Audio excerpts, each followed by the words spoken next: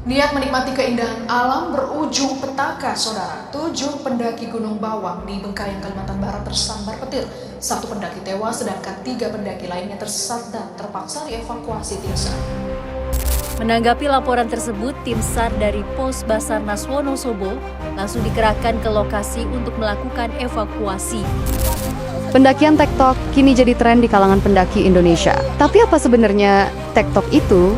Dari mana istilahnya, fakta menarik, mitos yang beredar, sampai bahayanya?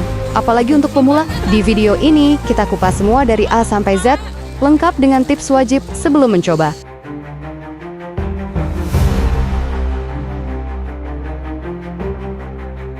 Mendaki gunung telah menjadi aktivitas yang marak dilakukan oleh masyarakat Indonesia. Di sejumlah gunung di Pulau Jawa misalnya, setiap hari libur atau liburan panjang, orang-orang kerap memilih berlibur bersama keluarga atau teman-teman untuk mendaki gunung dan berkemah di sana. Namun ada juga orang-orang yang mendaki gunung dalam waktu yang singkat dengan hanya naik, lalu turun tanpa berkemah. Mereka dikenal sebagai pendaki tektok.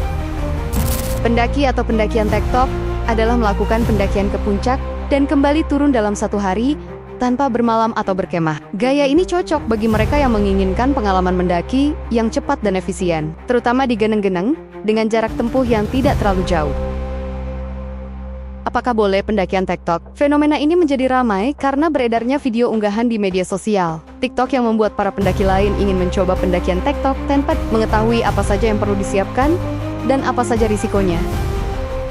Selain media sosial, banyak juga dari kalangan artis yang melakukan kegiatan pendakian ini, yang mengakibatkan banyaknya pendakian gunung di Indonesia seolah menjadi pilihan lain saat liburan. Influencer di media sosial ini yang menjadi pengaruh besar untuk anak-anak muda saat ini melakukan pendakian karena tren media sosial yang terjadi.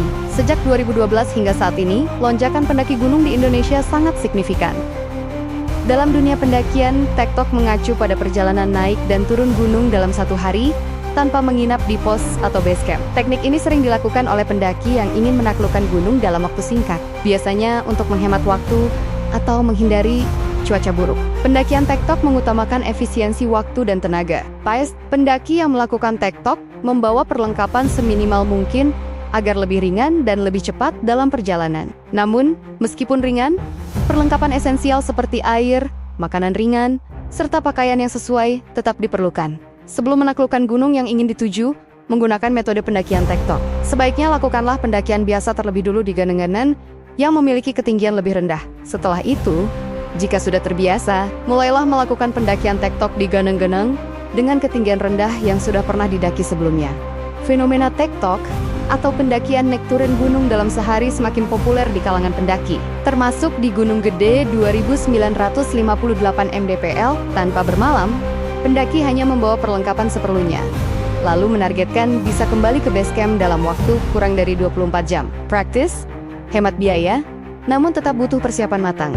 Tektok memang menawarkan pengalaman berbeda, yaitu perjalanan cepat. Tidak perlu repot membawa tenda atau logistik berat, dan lebih hemat biaya. Namun, risiko kelelahan dan cedera lebih tinggi jika tidak didukung persiapan yang baik. Naik gunung dengan cara tektok bisa menjadi pilihan menarik, terutama di Gunung Gede yang jalurnya relatif teratur. Namun, persiapan fisik, perlengkapan, dan mental tetap wajib diperhatikan.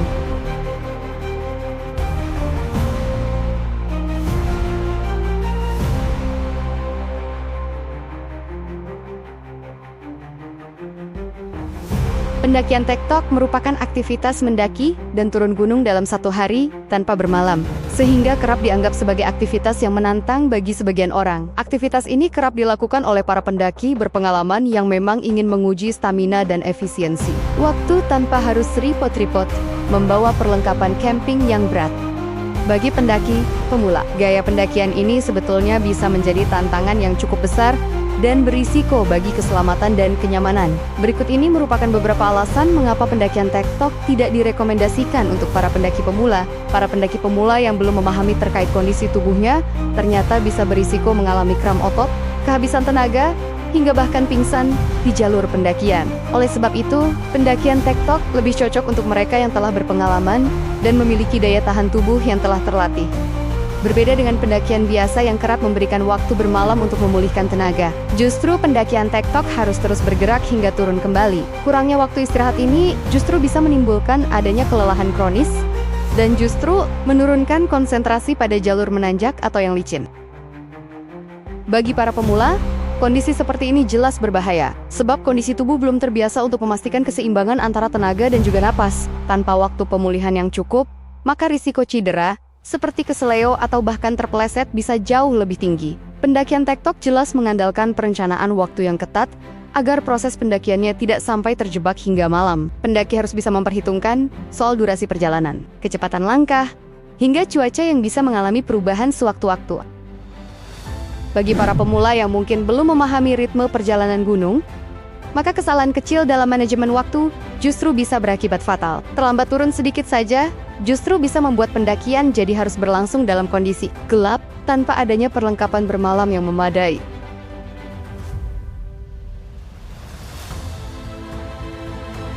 Pendakian tektok sangat menuntut fokus dan mental yang kuat karena waktu dan tenaga sangatlah terbatas. Tekanan untuk terus bergerak tanpa henti kerap membuat pendaki jadi rentan merasa stres, terutama jika jalur yang dilalui cukup sulit atau cuacanya tidak mendukung. Para pendaki pemula kerap kali belum siap menghadapi tekanan semacam ini, baik secara mental atau teknis. Akibatnya justru rentan kehilangan motivasi di tengah jalan dan mengambil keputusan yang tidak bijak pada saat kelelahan melanda. Pendakian tektok memang terlihat seru dan efisien, namun kenyataannya memerlukan fisik, mental, dan pengalaman yang matang. Bagi para pemula, sebaiknya mulailah dari pendakian santai dengan waktu bermalam, agar kondisi tubuh dan pikiran bisa beradaptasi dengan lebih baik. Melalui persiapan yang matang dan pengalaman yang bertahap, maka pendakian tektok bisa menjadi tantangan yang menarik.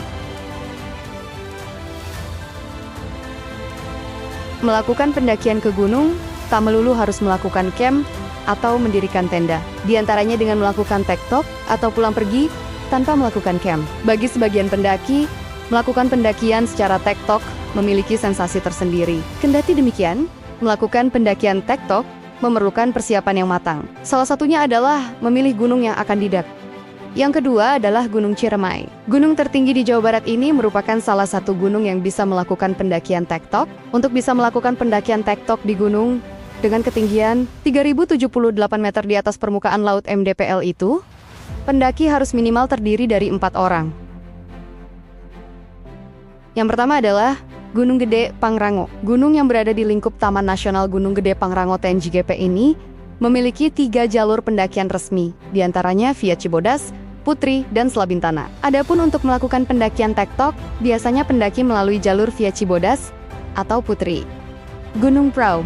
Gunung ini menjadi paling favorit untuk pendaki pemula, bahkan mancanegara, karena keindahan alam dan mungkin hanya satu di Jawa Tengah yang bisa terjadi salju saat bulan-bulan tertentu. Gunung yang berada di Jawa Tengah ini merupakan salah satu gunung favorit, di mana gunung ini pun seringkali dijadikan lokasi pendakian tektok. Hal ini dikarenakan kontur jalan untuk menuju ke puncak tidak terlalu jauh. Ingat, tektok tetap kegiatan berat yang menuntut persiapan matang, bukan cuma tren. Gunung bukan tempat eksperimen nekat. Mungkin bagi sebagian orang olahraga ini memang bisa menjadikan stress release. Tapi untuk para pemula, khususnya pendaki FOMO yang hanya mengikuti jejak, influencer banyak pertimbangan yang harus dipikirkan dan direncanakan dengan matang. Bahkan untuk pendaki berpengalaman pun, mereka tidak akan melakukan hal sekonyol nekat tektok tanpa persiapan yang matang. Pemilihan gunung yang salah, dan masih banyak faktor yang bisa merugikan diri sendiri atau bahkan tim. Bagi mereka yang berpengalaman, sudah pasti mempersiapkan perjalanan pendakian dengan matang, dengan memperhitungkan hal-hal kecil seperti manajemen perjalanan, logistik, waktu, dan riset jalur yang akan dilalui. Karena faktor itulah yang akan menentukan kita atau pendaki itu berhasil menyelesaikan misinya, yaitu pulang ke rumah dengan selamat. Hal kecil seperti radio dan perlengkapan lain yang sering disepelekan, padahal di sebagian gunung atau bisa dikatakan bahwa di alam jaringan seluler jarang tersedia. Maka radio menjadi pilihan paling utama setelah telepon seluler.